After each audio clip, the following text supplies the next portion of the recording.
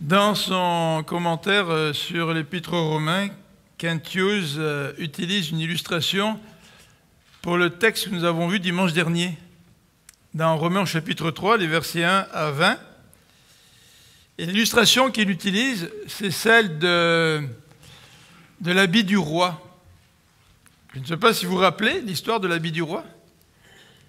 Un roi qui changeait constamment d'habit et qui voulait toujours un habit plus beau que les autres. Et des imposteurs sont arrivés en disant au roi, écoute, nous, on peut te faire un vêtement avec un fil assez spécial. C'est un vêtement qui est invisible, sauf pour certaines personnes. Et le roi était convaincu, alors les tisserands se sont mis au travail pour faire le vêtement invisible. Hein? Mais il n'y a que les gens intelligents qui pouvaient voir ce vêtement-là. Et le roi a envoyé ses serviteurs pour savoir un petit peu où est-ce qu'on en était dans le travail. Les serviteurs, ils regardaient, bon, ils ne voyaient pas grand-chose, mais ils se disaient, enfin, ça doit être là, puisqu'il n'y a que les gens qui sont intelligents qui peuvent le voir. Donc, ils vont voir le roi, il dit, oui, ça avance, le travail, ça avance. Et puis, au bout d'un certain temps, eh bien, le soi-disant vêtement était terminé, et le roi essayait le vêtement. Puis le roi aussi avait un peu de mal à voir l'étoffe du vêtement, puisque c'était soi-disant invisible, tu sais. Mais pour ne pas paraître niaiseux, ben, il a dit oui, c'est très beau, c'est très beau. Et pendant une fête, là, il a fallu faire une cérémonie, et le roi s'est revêtu de cette soi-disant habit invisible. Et lors de la procession, il y a un enfant qui a vu le roi arriver, puis tout le monde disait que c'est beau ton vêtement, c'est beau ton vêtement. Puis l'enfant, il a dit, mais le roi, il est tout nu. Je ne sais pas si vous connaissez un petit peu cette histoire. Eh bien, c'est un petit peu ce que l'apôtre Paul fait dans l'Épître aux Romains, au chapitre 3. L'être humain veut se parer d'un habit qui ne convient pas. Et en fait, ce que dit l'apôtre Paul, ou ce que fait l'apôtre Paul, c'est qu'il met l'être humain tout nu devant son péché, en disant, il n'y a rien qui peut t'habiller de justice. Tu prétends être juste devant Dieu, tu aimerais être juste devant Dieu, mais en fait, tous les habits que tu essaies de te confectionner ne servent à rien parce que devant Dieu, tu es nu. Et c'est un petit peu la démarche de l'apôtre Paul qui se termine dans ce 3e chapitre de l'Épître aux Romains, qui se termine au verset 20. Et au verset 21, c'est le début de la nouvelle section qui nous parle de cet habit que Dieu veut nous revêtir. Et c'est l'habit de sa propre justice. Et c'est ce que nous allons regarder ce matin. Donc nous avons fini avec la mauvaise nouvelle et nous allons entamer la description de la bonne nouvelle qui va couvrir plusieurs chapitres dans cette épître aux Romains. Alors je vous invite à regarder au chapitre 3, dans l'épître aux Romains, à ouvrir dans vos Bibles au verset 21. Et pendant que vous ouvrez, je voudrais juste vous rappeler qu'après l'introduction que nous avons regardée, nous avons commencé la partie doctrinale de l'Épître aux Romains, puisque la partie pratique débute au chapitre 12, et nous avons regardé la mauvaise nouvelle, à partir du chapitre 1, verset 17 au verset 18, la mauvaise nouvelle, et nous avons vu plusieurs éléments concernant cette mauvaise nouvelle. Vous avez été patients pendant 3 ou 4 dimanches, on a regardé donc les raisons de la colère de Dieu, le jugement de Dieu, la fausse sécurité des croyants et coupables malgré les objections des Juifs. Et aujourd'hui, on commence cette nouvelle section que j'ai intitulée « La justification par la foi », et en particulier la justification par la foi en la justice de Dieu. Alors je vous invite à lire à partir du verset 21. Romains, chapitre 3. À partir du verset 21. Mais maintenant, sans la loi, est manifestée la justice de Dieu à laquelle rendent témoignage la loi et les prophètes. Justice de Dieu par la foi en Jésus-Christ pour tous ceux qui croient. Il n'y a point de distinction, car tous ont péché et sont privés de la gloire de Dieu. Et ils sont gratuitement justifiés par sa grâce, par le moyen de la rédemption qui est en Jésus-Christ. C'est lui que Dieu a destiné à être, par son sang, pour ceux qui croiraient, victime propitiatoire, afin de montrer sa justice, parce qu'il avait laissé impunis les péchés commis auparavant au temps de sa patience. Il montre ainsi sa justice dans le temps présent, de manière à être juste, tout en justifiant celui qui a la foi en Jésus.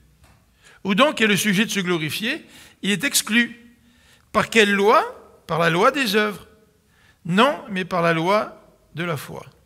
Car nous pensons que l'homme est justifié par la foi sans les œuvres de la loi. Ou bien Dieu est-il seulement le Dieu des Juifs? Ne l'est-il pas aussi des païens? Oui, il l'est aussi des païens, puisqu'il y a un seul Dieu qui justifiera par la foi les circoncis, et par la foi, il justifiera les incirconcis. Annulons-nous donc la loi par la foi? Loin de là. Au contraire, nous confirmons la loi. Nous allons prier ensemble.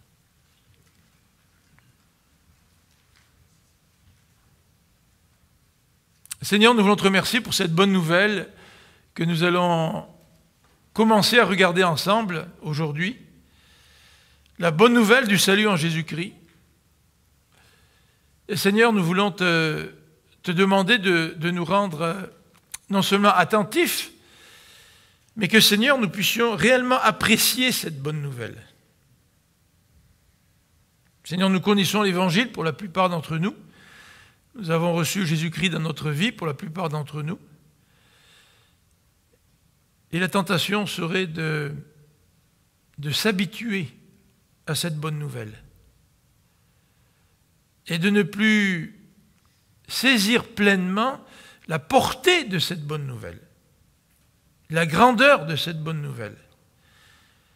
Donc Seigneur, nous te demandons de nous donner une compréhension renouvelée de ce que c'est ton salut, de ce que c'est que la bonne nouvelle, pour que nous puissions avoir dans le cœur la joie du salut.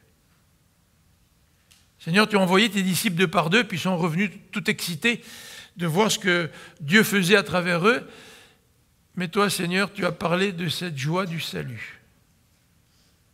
Que les disciples puissent garder cette joie du salut. Et que notre joie ne soit pas dépendante des circonstances ou du succès, quel qu'il soit, mais que cette joie du salut puisse continuellement nous animer. Te le demandons au nom de Jésus-Christ, notre bon Papa Céleste. Amen.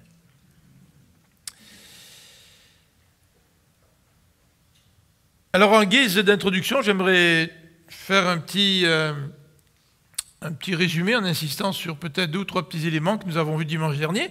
Dans le texte qui précède, donc dans la première partie du chapitre 3 de Romains, nous avons vu que l'apôtre Paul souligne que tous sont coupables devant Dieu. Et ça, c'est la partie du message biblique qui n'est pas très intéressant à annoncer. Et c'est la partie du message biblique qu'il nous faut annoncer avec tact. Et comme nous l'avons dit dimanche dernier, peut-être qu'une des meilleures façons de le faire, c'est de nous présenter aussi comme étant coupables devant Dieu, pour ne pas juger les autres, ou qu'ils aient l'impression qu'on les juge.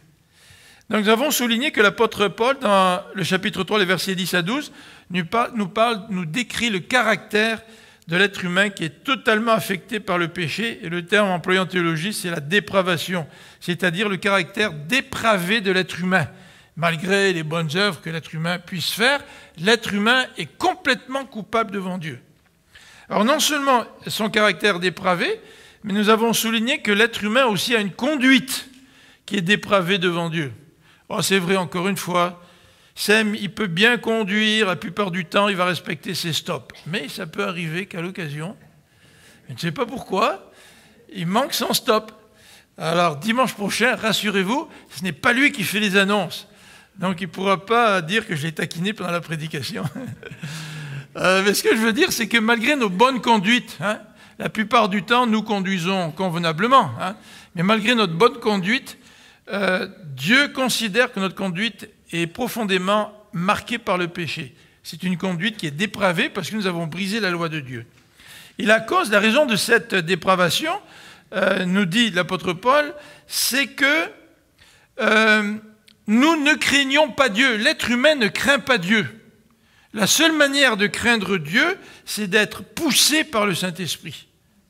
Donc l'être humain en général ne craint pas Dieu, et c'est la raison pour laquelle l'apôtre Paul statue en disant que tous les êtres humains, tous, même si tu es né dans une famille chrétienne, tous sont coupables devant lui. Et c'est la raison pour laquelle l'être humain pousse un cri vers Dieu. Et ce cri, nous le retrouvons dans plusieurs pages de la Bible. Et ce cri, en quelque sorte, s'exprime par toutes les religions. Les êtres humains se posent la question comme Job, hein, qu'est-ce qui fera que je puisse devenir juste devant Dieu? Comment est-ce que je peux devenir juste devant Dieu? Et pas simplement Job malade qui pose cette question-là, mais aussi un de ses amis, Bildad, au chapitre 25 du livre de Job, pose la question, mais comment un homme peut-il faire pour être juste devant Dieu? Et cette question aussi hantait les foules qui écoutaient Jean-Baptiste, les foules qui écoutaient Jésus, et non seulement les foules, mais aussi le jeune homme riche. Qu'est-ce qu'il faut faire pour avoir la vie éternelle? Qu'est-ce qu'il faut faire pour que je sois accepté par Dieu? Qu'est-ce qu'il faut faire pour être juste? Qu'est-ce qu'il faut faire pour avoir la vie éternelle? Que faire? Et cette même question, elle revient dans les Actes des Apôtres. Et elle revient à plusieurs occasions, notamment lorsque Pierre prêche à ces Juifs à l'occasion de la Pentecôte. Vous vous rappelez qu'il y a eu 3000 conversions. Ben, le peuple eut le cœur percé, dit le texte. Donc ils ont été profondément touchés. Et ils se tournent vers Pierre et ils disent, qu'est-ce qu'il faut faire? Qu'est-ce qu'il faut faire, sous-entendu, pour être sauvé? Et Saul de Tarse aussi, quand il rencontre le Seigneur sur le chemin de Damas, il tombe de son cheval, puis il dit, qu'est-ce qu'il faut faire? Le geôlier, après le tremblement de terre, il dit, mais qu'est-ce qu'il faut faire pour être sauvé? Et ça, c'est la question profonde qui habite l'être humain. Qu'est-ce que je dois faire pour être juste devant Dieu?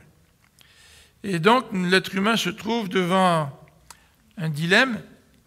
En fait, Dieu se trouvait aussi devant un dilemme. C'est comment un être dépravé peut-il devenir juste devant Dieu? Et dans son amour, Dieu a voulu répondre à cette question. Il a voulu nous atteindre. Il a voulu venir vers nous. Et ce que Dieu utilise, c'est le miracle de la justification. Alors, qu'est-ce que c'est que la justification? Mais la définition que j'aimerais vous donner de la justification, c'est celle-ci. C'est que Dieu nous considère comme justes à travers Jésus, alors qu'en nous-mêmes, nous ne le sommes pas. C'est l'acte par lequel Dieu nous rend justes. Tu es injuste, je suis coupable devant Dieu, et Dieu va poser un acte au travers duquel il me considère juste. Et il répond à ma question. Comment est-ce que Dieu pourrait-il m'accepter? Comment est-ce que je pourrais devenir juste devant Dieu? Alors ce matin, j'aimerais regarder avec vous deux aspects. On va diviser notre texte en deux. Premier aspect, c'est le fait d'être justifié par la foi. Alors Paul va donner quelques explications. Il va dire, vous n'êtes pas justifié par la loi, vous êtes justifié par la foi. Et il nous dit même que cette justification par la foi a été révélée dans l'Ancien Testament. Alors c'est un petit peu ce que nous allons regarder, la justification par la foi. En deuxième partie, je voudrais regarder avec vous la raison pour laquelle on est justifié. Dans son commentaire, John MacArthur, il fait tout un exposé sur la gloire de Dieu. Et il va quand même assez en détail, dans son commentaire de ce passage-là. Et il nous dit, on n'est pas sauvés pour nous-mêmes. Nous ne sommes pas sauvés pour avoir un billet pour aller au ciel, point. C'est vrai que nous avons une entrée au ciel lorsque nous sommes sauvés, lorsque nous sommes justifiés. Mais la parole de Dieu dit que nous sommes sauvés pour démontrer la gloire de Dieu. Et John MacArthur fait tout un développement sur l'importance de la gloire de Dieu. L'importance de la gloire de Dieu dans notre vie, dans nos motivations, dans nos paroles, dans nos actions. Qu'est-ce qui nous pousse? Qu'est-ce qui nous motive dans notre vie chrétienne? Est-ce que c'est la religiosité? Est-ce que c'est d'accomplir des bonnes œuvres? Est-ce que c'est de se sentir bien dans notre accomplissement? Non, ce qui motive Dieu et qui devrait nous motiver, c'est ce désir de glorifier Dieu. Et dans ce passage que nous venons de lire, la deuxième partie nous dit clairement que Dieu nous a justifiés pour montrer sa justice. Dieu nous justifie, il nous considère justes devant Dieu pour montrer, révéler sa gloire à lui, pour révéler sa personne à lui. Bien souvent, nous sommes centrés sur nous-mêmes, centrés sur nos émotions, sur nos expériences, sur notre souffrance, sur nos bons coups, sur nos mauvais coups.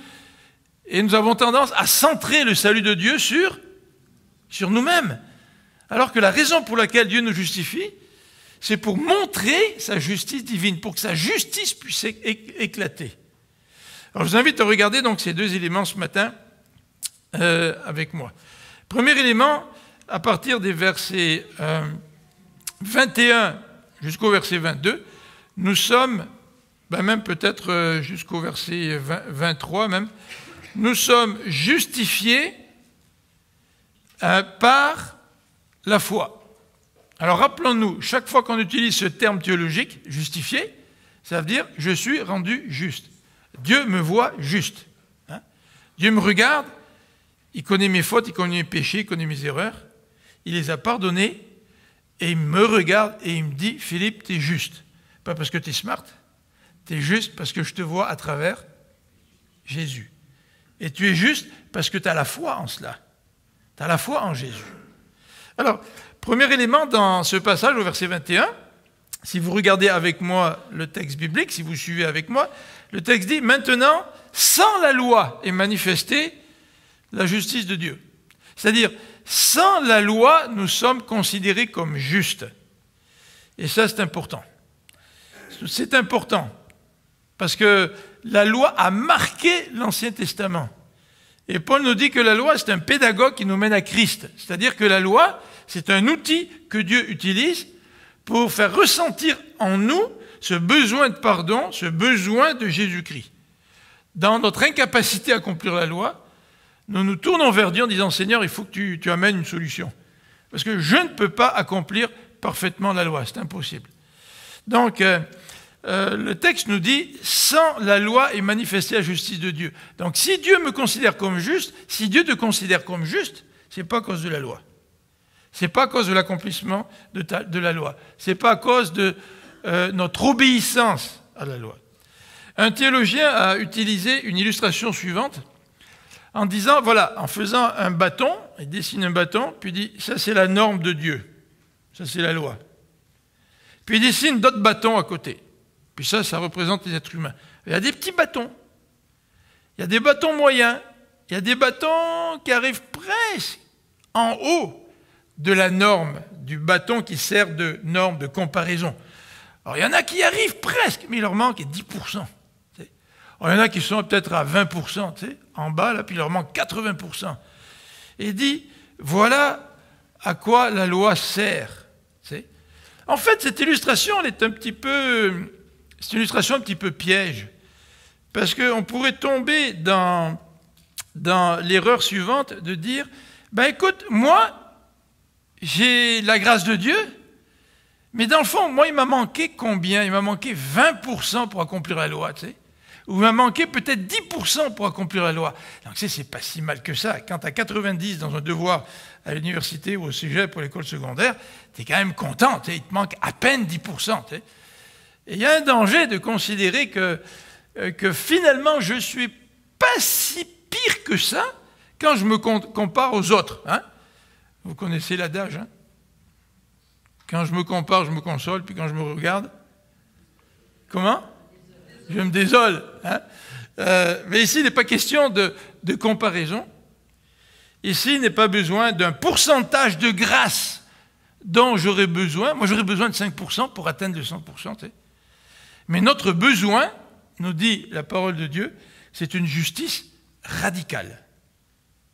C'est-à-dire que Dieu me donne un nouveau statut. C'est-à-dire que Dieu me donne un nouvel habit. Vous vous rappelez la parabole? On invitait les gens à venir à célébrer la noce, puis il y en a un qui a voulu rentrer sans se revêtir de la robe, de l'habit. Puis Puis quand le roi ou l'organisateur de la noce s'est aperçu, ils l'ont mis dehors, ils l'ont rejeté. Pourquoi? Parce que tu ne peux pas te présenter devant Dieu avec tes propres habits, avec ta propre justice. Même s'il te manque 5% pour accomplir la loi. Le jeune homme est venu voir Jésus en disant « Seigneur, qu'est-ce qu'il faut faire pour avoir la vie éternelle? Moi, j'accomplis les commandements. » tu sais. Alors Jésus lui dit bah, « Écoute, vends tout ce que tu as, puis suis-moi. Vends tes biens aux pauvres. » Il ne manquait pas grand-chose, cet homme-là. Mais ce quelque chose qui manquait, c'était un gouffre. Tu sais. En fait, il avait besoin d'une justice radicale. Il avait besoin d'un nouvel habit pour pouvoir se présenter devant Dieu. Il avait besoin d'un nouveau statut. Alors, cette justification qui se fait sans la loi, c'est une justification qui a été révélée, si vous regardez toujours le même verset, au verset 21, sans la loi est manifestée la justice de Dieu à laquelle rend témoignage la loi et les prophètes. C'est-à-dire que même la loi, au sens strict, les 10 commandements, mais la loi dans son ensemble, ce qu'on appelle la Torah, vous savez que la Torah, ça désigne les 5 premiers livres de la Bible dans l'esprit des Juifs. Là. Et l'Ancien Testament était divisé d'une part la Torah, vous aviez les prophètes, vous aviez les écrits. En fait, le texte est en train de dire que même tout l'Ancien Testament annonçait tout ça. Que l'être humain pouvait être justifié, mais sans la loi. Et que déjà dans l'Ancien Testament, les gens avaient une compréhension de ça. Tu ne peux pas être justifié par tes œuvres. Tu ne pourras jamais être justifié par ta bonne vie chrétienne. Tu vas être justifié par la foi, nous dit l'apôtre Paul. Alors la loi, vous vous rappelez la loi? La loi et les sacrifices. Les sacrifices parce que l'être humain brisait la loi. Et à chaque fois qu'il brisait la loi, il devait accomplir des sacrifices. Et à chaque sacrifice accompli, le juif sincère devant Dieu se disait « Mais Seigneur, ne pourrait-il pas y avoir un sacrifice une fois pour toutes ?» Un sacrifice à travers lequel je pourrais être justifié une fois pour toutes. Qu'une fois pour toutes, Dieu puisse me voir comme quelqu'un de juste à ses yeux. En fait, même les prophètes avaient la même compréhension. Il suffit de lire dans Ésaïe, j'ai marqué Exode, mais je crois que c'est Ésaïe. Je me suis trompé, j'ai mis un X au lieu d'un S. Mais je vous invite à lire ce passage dans Ésaïe au chapitre 45. Ésaïe chapitre 45, ce que ce prophète nous dit à partir du verset 23. Ésaïe 45, verset 23. Je le jure par moi-même, la vérité sort de ma bouche, et ma parole ne sera point révoquée. Tout genou fléchira devant moi, toute langue jurera par moi. En l'Éternel seul, me dira-t-on, réside la justice et la force. C'est en l'Éternel seul que réside la justice. Donc tu ne peux pas acquérir la justice par tous les sacrifices, par tout ce que tu veux faire pour Dieu. C'est en lui que réside la justice. Donc pour obtenir la justice de Dieu, il faut que Dieu nous la donne. Il n'y a pas moyen pour moi d'être déclaré juste par mes propres œuvres. En fait, si nous sautons de nouveau dans le Nouveau Testament, et en particulier dans la première épître de Corinthiens, au premier chapitre et au verset 30, nous avons un verset très instructif à ce sujet-là. Le texte nous dit, au verset 30, « Or, c'est par lui, Dieu, que vous êtes en Jésus-Christ, qui, par la volonté de Dieu, a été fait pour nous. » Qu'est-ce qu'il a été fait? Sagesse, justice, sanctification et rédemption. Donc Jésus, il est juste, mais il est juste pour qui? Pour moi, pour toi. Pour que moi et toi, nous puissions être considérés justes devant Dieu. Pour ça que Christ a été fait justice, nous dit l'apôtre Paul. Alors, quelle est la signification de cela pour nous? Alors, c'est un petit peu un élément qu'on appelle une partie doctrinale dans l'Épître aux Romains. Puis souvent, la doctrine, c'est un peu rébarbatif. C'est pour ça que j'ai dit dans ma prière tout à l'heure, j'espère qu'on va avoir une perception, une compréhension renouvelée du salut en lisant ces passages-là. Mais quelle est la signification pour nous de ces quelques versets, ces quelques lignes que nous venons de lire? Eh bien, la première signification, c'est que dans notre désespoir, regardez encore ce que dit l'apôtre Paul au verset 23. Au verset 23, l'apôtre Paul nous dit « Tous ont péché et sont privés de la gloire de Dieu. » Tous les hommes sont privés de la gloire de Dieu, tous. Il n'y a aucune distinction. Donc si je suis privé de la gloire de Dieu, bien, ma réaction première, ça devrait être quoi? Ça devrait être le désespoir. Et plus je fais des bonnes œuvres, plus je me rends compte que je suis privé de la gloire de Dieu, plus mon désespoir s'accentue. Mais le verset 22 nous dit « La justice de Dieu par la foi en Jésus-Christ existe pour tous ceux qui croient. » Donc, il y a un espoir. Quand Paul parle de justification, il nous dit « Dieu te considère juste à travers Jésus ». Et ça, c'est un message d'espoir, à condition que je puisse avoir confiance en Jésus. Vous savez pourquoi les enfants de chrétiens, ils sont pas sûrs d'être sauvés? Vous savez, souvent les enfants de chrétiens, ils arrivent dans une réunion de jeunes, puis on leur dit donnez votre vie à Dieu, puis ils s'avancent, puis 2-3 jours après, ils sont plus convaincus, ils disent ça marche pas, puis après ça, quelques temps après, ils donnent leur vie à Dieu de nouveau, puis tu sais, puis ça marche pas, puis il y a comme une hésitation, ils savent pas trop où ils en sont, tu sais. Mais qu'est-ce qu'on a besoin de savoir quand on vit ce genre de choses? Pourquoi vit-on ce genre de choses? D'abord parce qu'on est fils et filles de chrétiens, puis on a l'impression qu'être chrétien, c'est accomplir des actes dits chrétiens. C'est aller à l'église, je prie, je vais au groupe de jeunes, puis malgré tout, Dieu n'est pas dans ma vie, tu sais. Et moi-même, ça a été mon expérience. À l'âge de 12 ans, là, quand j'ai demandé à Dieu pour la première fois, j'ai dit à Dieu, Dieu, je te donne ma vie. Ah, c'était fantastique la journée où je lui ai dit ça, mais 2 jours après, j'étais convaincu que je n'étais pas sauvé. Tu sais, parce que pour que Dieu me considère juste devant lui, il ne faut pas simplement que je donne ma vie. Ce n'est pas une affaire de faire un cadeau à Dieu. Je peux faire tellement de cadeaux à Dieu. Je peux lui donner mon argent, je peux lui donner mon temps, je peux lui donner ma vie. Ça servira à quoi, monsieur, donner ta vie, tu serais brûlé, tu sais. Mais si tu n'as pas compris que ce n'est pas une question de cadeau que tu fais à Dieu, ce n'est pas un privilège que tu fais à Dieu, c'est que Dieu te considère comme juste à travers Jésus. Et la manière d'être sauvé, surtout pour nos enfants de chrétiens, c'est comprendre qu'il nous faut avoir confiance en Jésus et mettre notre confiance en lui pour que lui pardonne nos fautes et que Dieu nous déclare justes. Alors, peut-être que si Lisa avait été à côté de Sem quand Sem s'est fait arrêter par la police, puis que le policier était convaincu que Lisa ne fait jamais aucune faute en conduisant, peut-être que Sem t'aurait eu un échappatoire si le policier t'aurait vu à travers la perfection de Lisa.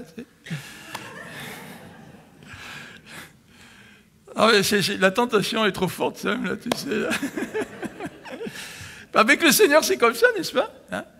Tant que Dieu ne considère pas comme juste à travers Jésus, il n'y a pas d'espoir. Mais l'espoir existe à cause de Jésus. Et l'espoir, nous dit Paul au verset 22, l'espoir, il est pour tous. Ça, c'est fantastique. Jeunes, vieux, n'importe quelle race, homme ou femme, n'importe quelle condition sociale, cette justification, le fait que Dieu me voit juste à travers Jésus, c'est une offre pour tous. Et Paul va dire plus tard, que tu sois juif ou païen, que tu sois circoncis ou incirconcis, ça ne change rien. Si tu as la foi en Jésus, eh bien Dieu te considère comme juste au travers de Jésus. Dernier élément dans ce passage se trouve au verset 21 et 22, qui nous dit, donc, qui exprime que le moyen de la justification, c'est la foi. Verset 22, la justice de Dieu, elle est par la foi en Jésus-Christ pour tous ceux qui croient. Alors, si quelqu'un doute de son salut, si des gens élevés dans le milieu chrétien doutent de leur salut, ramenez-les à Jésus-Christ. Posons-leur la question, est-ce que tu crois que Jésus-Christ est mort pour toi? Est-ce que tu crois que Jésus a pardonné tes péchés? Est-ce que tu crois que par lui, Dieu te voit juste? C'est comme la justice dans Ésaïe, c'est comme un manteau. Moi, j'aime beaucoup ce verset-là. Un manteau de justice. C'est-à-dire, tu mets le manteau de justice, et Dieu, quand il te voit, il voit Christ, parce que tu as le manteau de Christ, tu as la justice de Christ. Et là, Dieu t'accepte en sa présence à cause de Jésus. Si Jésus n'est pas là, il n'y a aucune possibilité d'être sauvé, aucune possibilité d'être en communion avec Dieu, aucune possibilité d'approcher notre Dieu. Donc le moyen de la justification, c'est par la foi. Vous savez, la justice humaine est très importante. Hein. La justice humaine, c'est tellement, tellement important dans nos rapports aussi interpersonnels. Mais cette justice humaine, qui est très importante dans nos rapports en société, ne produit pas le salut. Et le verset 22, c'est un verset un petit peu redondant. Ça veut dire redondant, hein, si on répète 2 fois la même chose. Regardez, verset 22. Justice de Dieu par la foi, pour ceux qui croient. Donc Paul met l'accent là. Cette justification n'est que possible par la foi, il répète, pour ceux qui croient. Alors la foi aujourd'hui, qu'est-ce que c'est? Ah ben la foi aujourd'hui, c'est un sentiment. La foi aujourd'hui, c'est pour les vieilles personnes. La foi, c'est une émotion. Mais non, Paul il dit, pour ceux qui croient, évidemment, en Jésus. Qui croient en ce que Jésus a fait. Donc notre foi, ce n'est pas une émotion. La foi, ce n'est pas un sentiment parce qu'on a eu de la bonne musique et quelqu'un a très bien parlé. La foi, elle repose dans ce que Jésus lui-même a fait, c'est-à-dire qu'il est mort sur la croix pour nous et qu'il nous obtient le pardon. Notre foi s'appuie sur une réalité historique, sur un geste que Jésus a fait, sur un geste que Dieu a fait en envoyant Jésus vivre sur cette terre et mourir sur la croix. Au verset 28, si nous sautons au verset 28, Luther a traduit ce verset « Car nous pensons que l'homme est justifié par la foi », et il a voulu tellement insister, il a marqué à côté du mot foi « seul ». D'où l'expression « par la foi seule ». Sola fide. Vous vous rappelez la Réforme, il y a 5 expressions qui parlent du salut.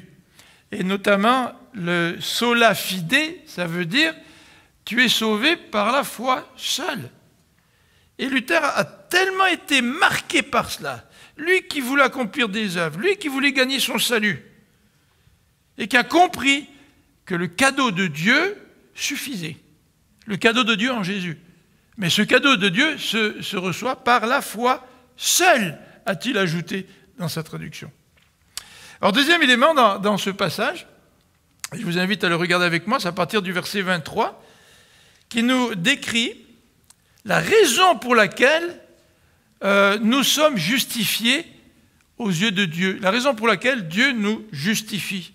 Alors, comme je l'ai mentionné tout à l'heure, c'est important dans notre vie chrétienne de considérer la vie chrétienne à la lumière de la gloire de Dieu, de considérer ma vie à la lumière de la gloire de Dieu, et non pas en fonction des bénédictions que Dieu peut me donner. Vous savez que Salomon a été béni par Dieu.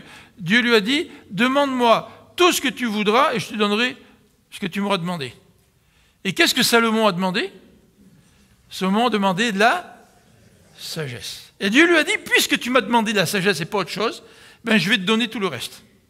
Alors là, il a été béni, Salomon. Tu sais. Puis je ne pense pas que Salomon a fait du troc avec Dieu en disant, ouais, je ne demanderai pas la richesse, je vais demander la sagesse. En espérant que Dieu me la donne pareil, tu sais. Non, Dieu lui a donné en plus ce qu'il n'avait même pas demandé.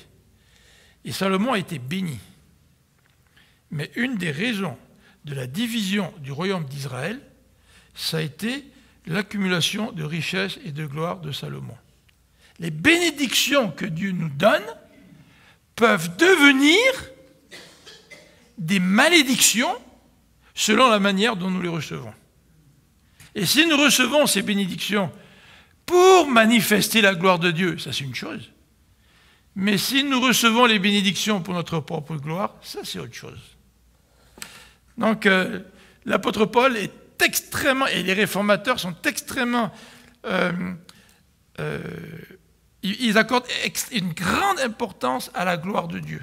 Tout ce que nous faisons, Paul le dit, tu peux faire tout ce que tu veux, tu peux manger, tu peux boire, hein, mais fais tout pour la gloire de Dieu. Nous avons été justifiés pour montrer la justice divine, pour que la justice de Dieu puisse éclater. Alors regardons au verset 23 et 24. Alors verset 23, tous ont péché, sont privés de la gloire de Dieu, et ils sont gratuitement justifiés par sa grâce, par le moyen de la rédemption qui est en Jésus-Christ. Alors avant d'expliquer pourquoi Dieu nous justifie, bien, l'apôtre Paul nous explique comment nous sommes justifiés. Et dans ce verset 24, nous avons une description, justifiés, mais comment? Eh bien, d'abord, Paul dit, ils sont gratuitement justifiés. Ils sont tous gratuitement justifiés. Parce que le verset 24 est attaché au verset 23. Hein? Tous ont péché, mais tous sont gratuitement justifiés s'ils exercent la foi. Donc il n'y a pas de distinction dans cette expression. Tous sont gratuitement justifiés. Le texte nous dit qu'on est justifié par la grâce. Alors, vous savez, l'être humain, il transforme un petit peu les doctrines de Dieu. L'être humain peut même se glorifier d'avoir la foi. Moi, j'ai eu la foi, tu sais. Puis toi, tu n'as pas eu la foi. Donc moi, je pose un acte de foi parce que cet acte de foi, c'est une œuvre que je pose. Tu sais. Et pour éviter cela, Dieu nous dit dans sa parole que cette justification, même si elle est faite par la foi, c'est par sa grâce. Puis vous savez ce que c'est que la grâce? Avant de laisser la place à son successeur, Obama a gracié plusieurs prisonniers. En fait, il y en a gracié un bon nombre. Je me demande si ce n'est pas quelques centaines à travers les 8 ans de sa présidence. Mais particulièrement, avant donc de laisser la place à son successeur, il a gracié pas mal de gens ou réduit la peine de pas mal de gens. La grâce, c'est une faveur qui est imméritée. Ça veut dire que le salut que Dieu me donne, le fait que Dieu me regarde et il dise « Ah, à travers Jésus, je vois Philippe là, et je le considère comme juste », ça c'est un cadeau. C'est une grâce, une faveur imméritée. Imaginez-vous, là, quand nous allons comparaître devant Dieu, puis que Dieu va nous voir à travers Christ. Ça va être quelque chose. Et si tu ne comprends pas très bien cette doctrine, tu vas te présenter devant Dieu, habillé de ta propre justice, de tes propres œuvres, et tu vas trembler. Parce que tu vas te dire, est-ce que ça suffit? Mais si tu te présentes devant Dieu, habillé de la justice de Christ, Dieu va te voir à travers Christ, et à travers cette don de grâce, cette faveur imméritée, il va t'accepter. Ça, c'est extraordinaire. Vous savez, aujourd'hui, beaucoup de gens ont des problèmes. Ils veulent se faire accepter, hein, pour différentes raisons. Puis, en fait, c'est peut-être un petit peu un problème de chacun d'entre nous, à différents degrés. Puis, on a tellement soif d'être accepté. Hein. On a tellement soif d'être aimé. On a tellement peur d'être rejeté. Mais j'espère qu'on a la même soif dans notre rapport avec Dieu. Avoir cette soif d'être accepté par Dieu, à la seule condition, c'est d'avoir été justifié par la foi placée en Jésus-Christ. Alors le texte continue en utilisant une autre expression théologique. Et dans les Bibles en français courant, vous ne les avez pas, ces expressions, parce qu'on veut faciliter l'approche de la parole de Dieu, et on utilise des traductions populaires, où on enlève les mots techniques pour les remplacer par des paraphrases. Et parfois, les paraphrases ou les paraphrases ne sont pas tout à fait aussi précises, tu sais, que les mots techniques. Alors, quand on devient chrétien, on dit qu'il y a un vocabulaire de Canaan, un patois de Canaan à comprendre. Mais c'est vrai que les mots reflètent quelque chose. Et quand tu veux enlever les mots pour faciliter la compréhension de l'Évangile aux gens, bah, tu affectes le concept qui est derrière. Et il y a le mot justification, le mot grâce. Dans ce passage, il y a le mot rédemption. Qu'est-ce que c'est que la rédemption? Qu'est-ce que ça veut dire, la rédemption? C'est que Dieu nous a rachetés. Ça fait allusion au rachat. Donc quand ça fait allusion au rachat, ça fait allusion à un prix qui a été payé. La rédemption, c'est l'acte par lequel Dieu a payé un prix pour nous acheter. Ça, c'est intéressant. Hein? La rédemption, ce n'est pas le prix juste pour qu'on soit sauvé. Quand le peuple a été racheté d'Égypte, c'est pour que le peuple devienne le peuple de Dieu. C'est pour que le peuple appartienne à Dieu. Je ne suis pas sauvé pour avoir un billet pour aller au ciel, point. Je suis sauvé pour appartenir à Dieu, et c'est parce que j'appartiens à Dieu que je vais pouvoir être en sa présence pour l'éternité. Je ne suis pas sauvé pour une raison égoïste. Je suis sauvé pour que la gloire de Dieu se manifeste. Et la gloire de Dieu se manifeste parce qu'il paye un prix, et le prix pour mon salut, c'est quoi? C'est la mort du Christ. Mais il paye un prix pour me prendre et m'incorporer dans sa famille. Et Dieu se glorifie au travers de son Église. Il se glorifie à travers moi. Dieu m'a sauvé pour se glorifier. Dieu ne m'a pas sauvé pour que moi je sois bien pour l'éternité. Dieu m'a sauvé pour se glorifier lui-même. Et une des conséquences, c'est que je vais passer l'éternité avec lui. Mais ultimement, je ne suis pas sauvé pour mon propre bien seulement. J'ai été sauvé pour la gloire de Dieu. Donc j'ai été racheté, Dieu a payé un prix. Et le prix qu'il a payé, c'est la mort de son Fils sur la croix. Alors le verset continue en employant un autre mot technique au verset 25. On fait de la technicalité aujourd'hui. Jésus-Christ, nous dit le verset 25, est une victime expiatoire. Et dans le cours du baptême que je donne avec une couple de personnes, on regarde un petit peu l'œuvre que Christ a accompli à la croix. Et une des personnes a une Bible en français courant, puis l'autre a une Bible un peu plus d'études. Et l'expression victime propitiatoire, elle n'est même pas dans toutes les Bibles. Alors parfois, dans certains versets où l'expression victime propitiatoire se retrouve, on l'enlève puis on met expiation. Jésus a expié le péché. Mais là, dans ce passage, il s'agit d'une victime propitiatoire. Jésus est une victime propitiatoire. Qu'est-ce que ça veut dire? Alors vous connaissez l'expression « rendre propice » hein? Ce n'est pas une expression qu'on utilise souvent. Mais la victime propitiatoire fait allusion à ce qu'on appelle dans l'Ancien Testament le siège de la propitiation ou le propitiatoire. Qu'est-ce que c'est que le propitiatoire? Le propitiatoire, c'était le dessus de l'arche de l'Alliance. Vous vous rappelez cette arche de l'Alliance qui était dans le lieu très saint. Et Dieu résidait au milieu de son peuple dans le lieu très saint. Et Dieu résidait en particulier dans ce lieu très saint. Le passage de Exode 25 au verset 22 nous parle de cela. Le propitiatoire, l'arche de l'Alliance, ça va être le lieu de la rencontre avec Dieu, où une fois par an, le prêtre rentrait dans le lieu très saint.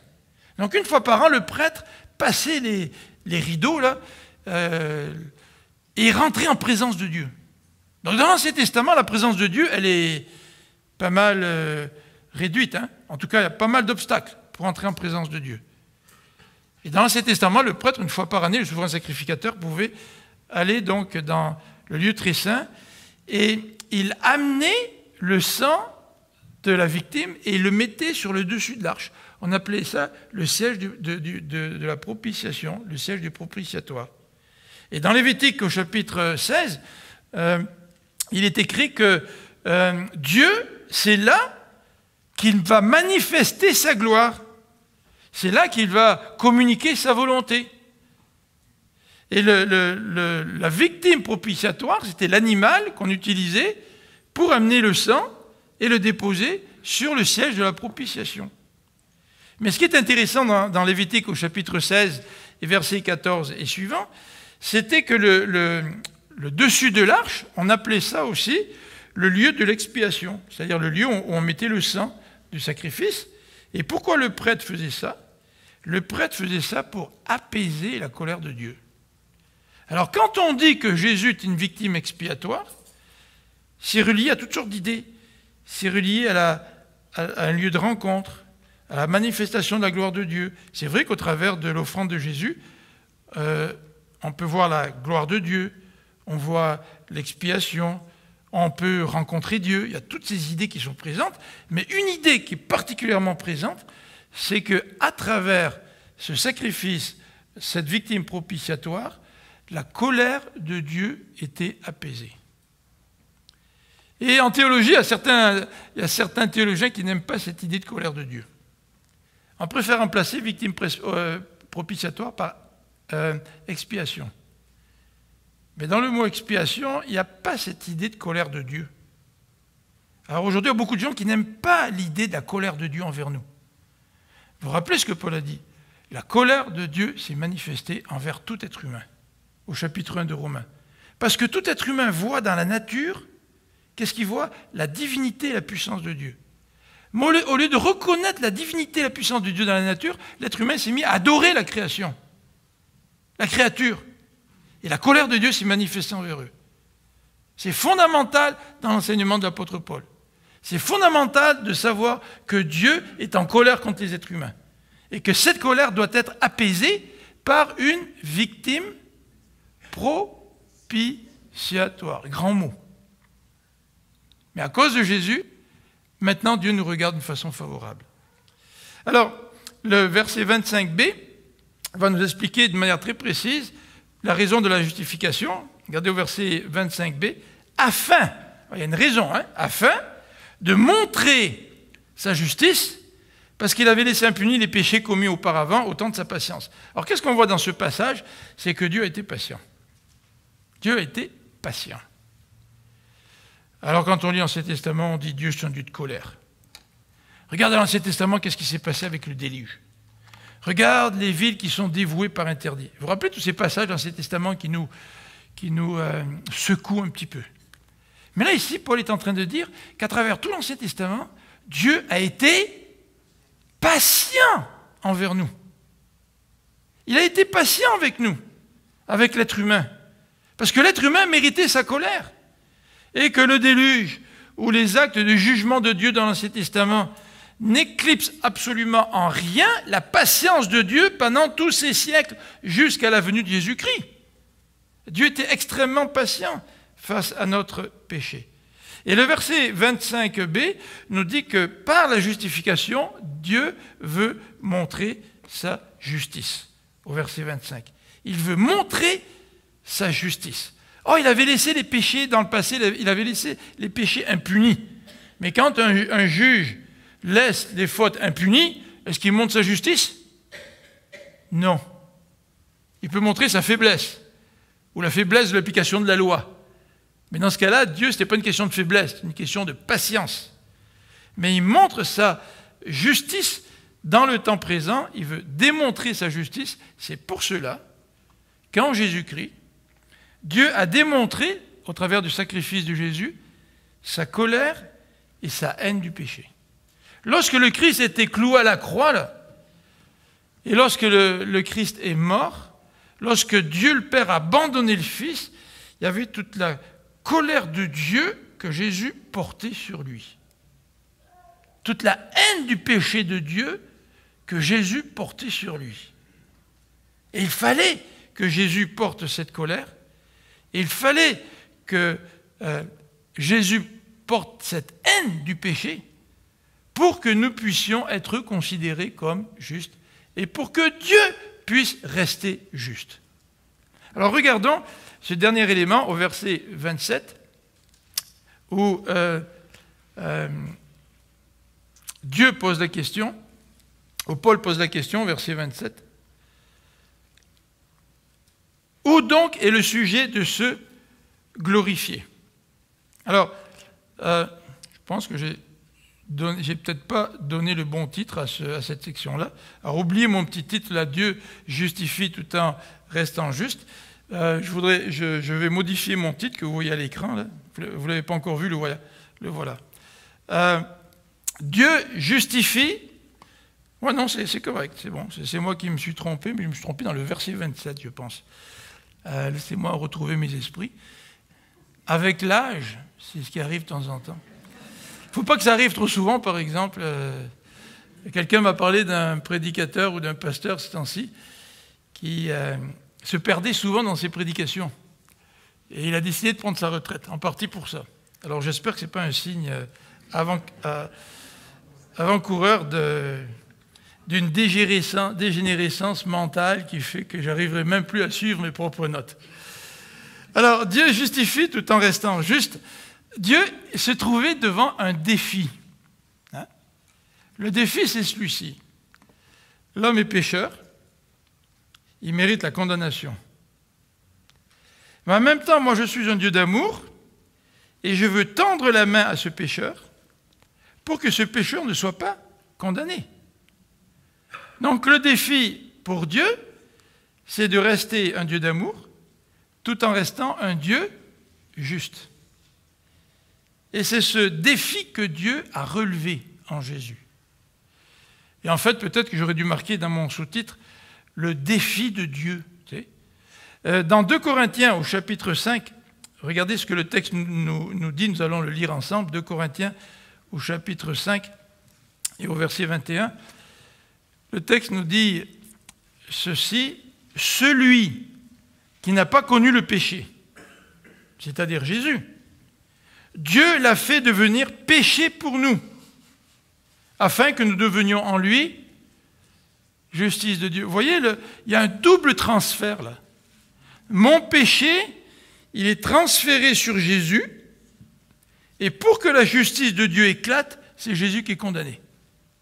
Et là, la justice de Dieu éclate. Le péché est condamné. Mon péché est condamné alors que Jésus le porte.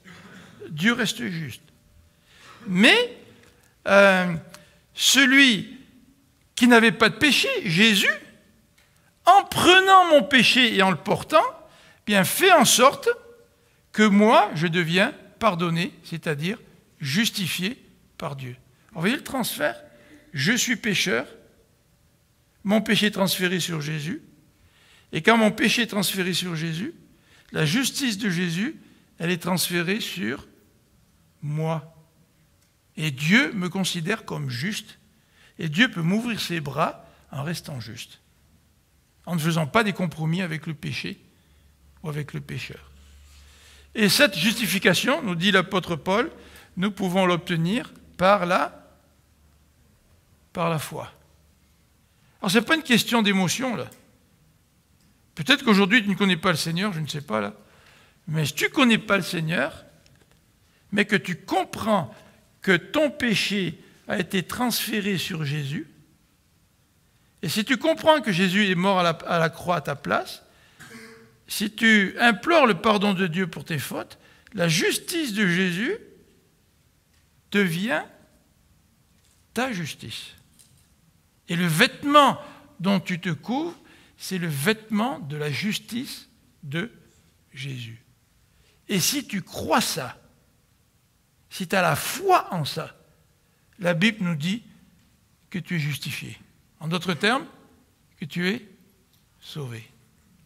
Alors, quelques éléments pour conclure. Après, on va avoir un moment de prière ensemble.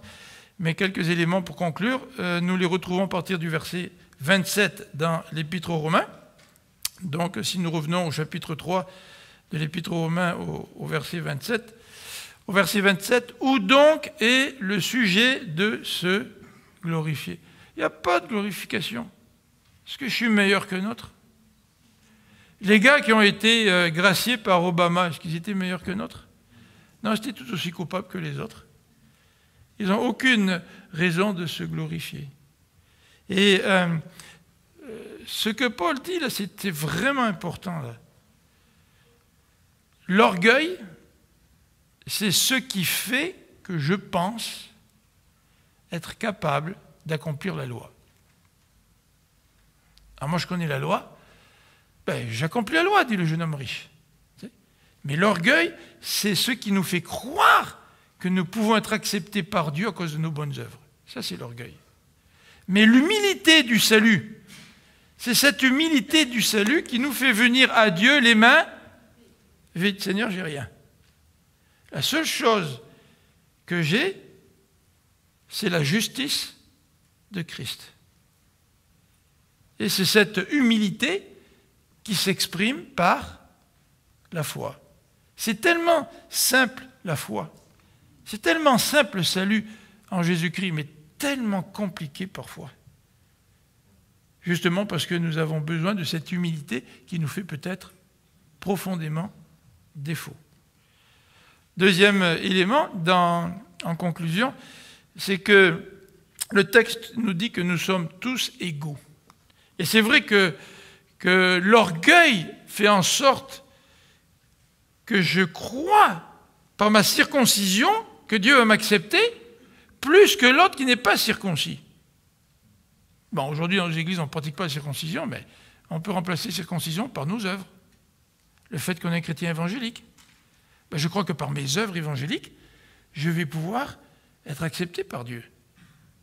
Et le texte nous dit, non, non, non, en fait, il y a un seul Dieu. Il n'y en a pas deux, nous dit Paul. Un qui aurait certains critères, puis un autre qui aurait d'autres critères. Il n'y a qu'un seul Dieu, nous dit l'apôtre Paul.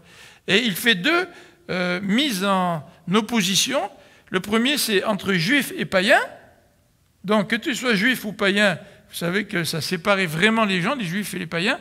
Mais il utilise d'autres expressions, circoncis et incirconcis, des expressions qui indiquent vraiment une séparation. Tu sais. Il dit bien, il n'y a pas de séparation. Quand on parle de justification, il n'y en a pas. Pourquoi? Parce que la justification s'enracine en Jésus et non pas en toi. Il n'y a pas de séparation. Le salut, la justification, il est pour chacun qui veut exercer sa foi en Jésus. Et le dernier élément, évidemment, qui doit tracasser ses auditeurs, ouais, mais alors, qu'en est-il de la loi? Regardez verset 31. Est-ce qu'on annule la loi par la foi? Il y a même des chrétiens aujourd'hui qui disent ça, tu sais, ouais, tu sais, la loi, là, maintenant que je suis sauvé, j'ai plus besoin de la loi. Tu sais, de toute façon, je fais le mal que je ne veux pas faire, puis je n'arrive pas à faire le bien que je veux faire. Paul va en parler au chapitre 7, là, un passage assez difficile. Et il y a des chrétiens qui servent de ces textes en disant, bah, on n'a plus besoin d'appliquer la loi aujourd'hui, la loi c'était pour l'Ancien Testament.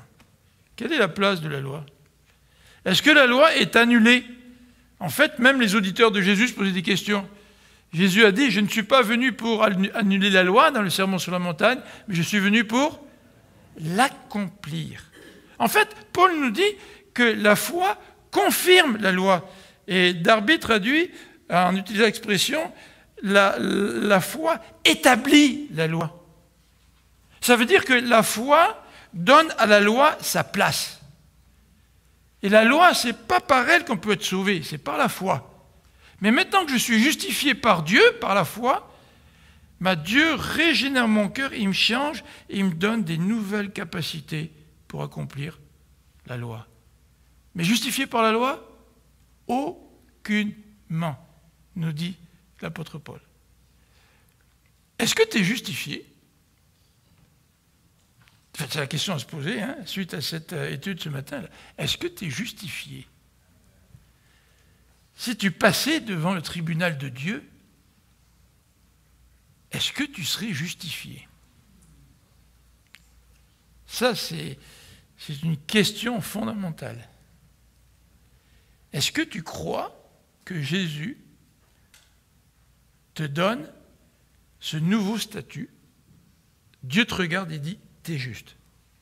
À mes yeux, t'es juste. Alors on le sait, hein. Dans notre cœur, on sait que nous ne sommes pas justes. Nous le savons que nous ne méritons pas cette justice. Mais Dieu veut nous la donner en Jésus. Est-ce que tu veux l'accepter? C'est gratuit. C'est pour tous. C'est par la foi.